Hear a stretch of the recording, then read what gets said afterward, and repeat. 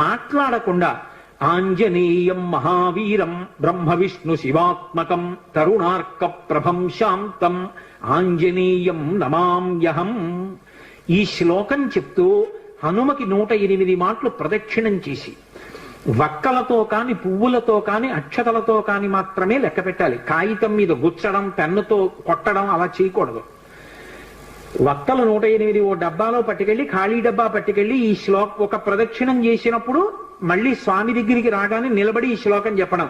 ఆంజనేయం మహావీరం బ్రహ్మ విష్ణు శివాత్మకం తరుణార్క ప్రభం శాంతం రామదూతం నమామ్యహం అండం. ఆ వక్క తీసి పక్క డబ్బాలో వేయడం. 108 ఇందులో వక్కలు అందులోకి వచ్చాయంటే 108 ప్రదక్షిణాలు అయిపోయాయి. మళ్ళీ వక్కల డబ్బా పట్టుకుని ఇంటికి వెళ్ళిపోవడం. హనుమ యొక్క ప్రదక్షిణముల చేత ఆయన అనుగ్రహంతో ఎటువంటి కోర్కెలను కూడా ఆయన తీర్చగలిగిన శక్తి కలిగిన వాడు అని అనుభవం